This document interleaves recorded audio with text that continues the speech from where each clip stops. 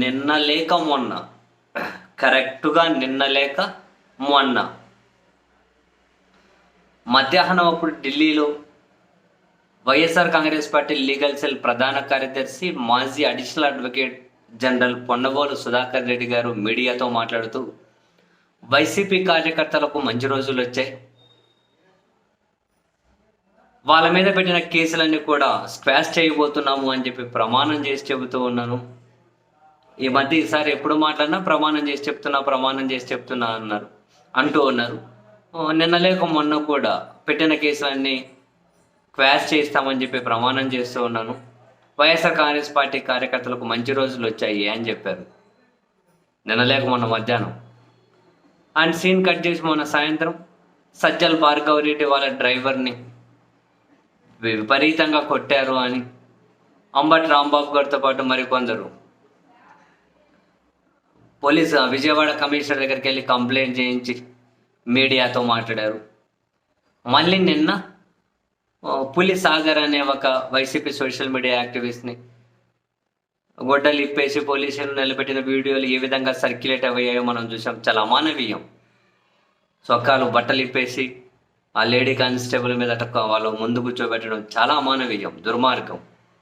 ఎంత పెద్ద హత్యలు అత్యాచారాలు చేసిన వాళ్ళను కూడా ఆ విధంగా కూర్చోబెట్టుకునే అసలు అట్లా కూర్చోబెట్టే హక్కు పోలీసులకు లేదు.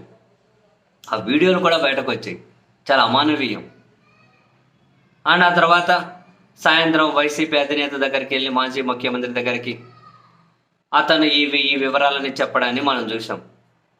అండ్ ఆ తర్వాత వైఎస్ఆర్ కాంగ్రెస్ పార్టీ వాళ్ళ అఫీషియల్ ట్విట్టర్ హ్యాండిల్లో పోస్ట్ చేసి, ఇది అమానవీయం, పోలీసులు ఎలా ప్రవర్తించారో చూడండి అని చెప్పి జాతీయ వ్యాప్తంగా పేరెన్నికగన్న పత్రికలకు, మానవ హక్కుల సంఘానికి, ఎస్సీ కమిషన్లకు, వీళ్లకు వరుస పెట్టి ట్యాగులు చేసుకుంటూ వెళ్ళారు.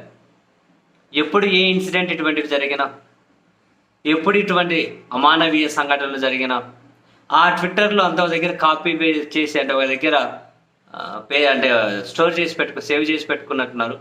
ఆ ట్యాగులన్నీ తీసి ఆ అఫీషియల్ ట్విట్టర్ హ్యాండిల్లో వాళ్ళు పోస్ట్ చేసుకుంటూ వస్తూ ఉన్నారు.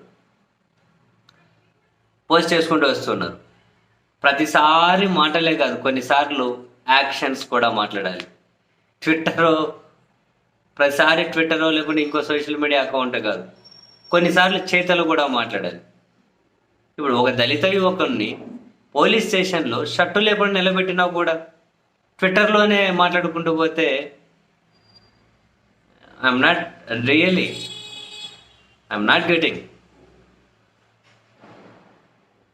అసలు వీళ్ళ what they are following and what they are thinking of అని సీరియస్లీ అంతా ట్విట్టర్లోనే మాట్లాడితే ఇప్పుడు ఇటువంటి అమానవీయ సంఘటనలు జరిగినప్పుడు ఒక సంఘానికి ఫిర్యాదు చేసింది లేదు, ఒకరిని కలిసింది లేదు, ఒకరి దగ్గర నుంచి నోటీసులు ఇప్పించింది లేదు. ఇప్పుడనే కాదు, ఇంతకుముందు కూడా. సరే, వాళ్ళు తప్పు చేశారనుకున్నప్పుడు, లేకుంటే ఇంకేదైనా కనుక చట్ట ప్రకారం శిక్షకు వాళ్ళు అర్హులే అన్నప్పుడు పోలీసులు వాళ్ళ మీద చర్యలు తీసుకునే హక్కు ఎవరు, వాళ్ళు విచారణ చేసే హక్కుని ఎవరు కాదనట్లేదు, చర్యలు తీసుకోవాలి లేదని న్యాయస్థానాలు చూస్తాయి. కానీ అమానవీయం నిర్బంధించి 4-5 రోజుల తర్వాత ప్రవేశపెట్టడం, అంటే ఒక అమ్మాయిని కూడా నిర్బంధించి 4-5 రోజుల తర్వాత పోలీసుల ముందు మీడియా ముందు ప్రవేశపెట్టడం, మెజిస్ట్రేట్ ముందు ప్రవేశపెట్టడం, ఇటువంటివి చాలా జరిగినాయి. కానీ వైఎస్ఆర్ కాంగ్రెస్ పార్టీ వైపు నుంచి మాటలు తప్ప ఇప్పటివరకు చేతలు ఎక్కడైనా కనిపించాయా? ఏ ఒక్క సంఘటనకు సంబంధించి అయినా, ఏ ఒక్క కాన్స్టిట్యూషనల్ బాడీ నుంచి అయినా వీళ్ళు రాష్ట్ర ప్రభుత్వానికి, పోలీసులకు నోటీసులు ఇప్పించగలిగారు? పోలీసుల మీద ప్రైవేట్ కేసులు వేస్తామని చెప్పి బెదిరించడానికి సరిపోయింది. వీళ్ళు ఎవరి మీద అట్లా వేశారా? I'm not getting really. మరి వాళ్ళు ఎందుకు మాటల వరకు ఆగిపోతున్నారు? ఎందుకు వాళ్ళు ఒక అడుగు ముందుకు వేయట్లేదు? జగన్మోహన్ రెడ్డి గారు కూడా ఆంధ్రప్రదేశ్ నుంచి దాటి బయటకైతే వెళ్ళట్లేదు. ఏ కాన్స్టిట్యూషనల్ బాడీని కలవట్లేదు, మానవ హక్కుల సంఘాన్ని కలవట్లే, ఇంకొకరిని కలవట్లే, లేకుంటే కేంద్ర హోంశాఖ దగ్గరికి వెళ్ళట్లే, లేకపోతే రాష్ట్రపతి దగ్గరికి వెళ్ళట్లే, లేకుంటే ఎవరి దగ్గరికి వెళ్ళట్లే, ఏం కావట్లే.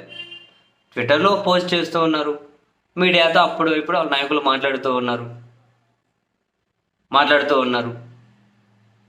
మరి అంతకుమించి వీళ్ళ దగ్గర నుంచి కేవలం అదే ట్విట్టర్కు వీటికే పరిమితమా?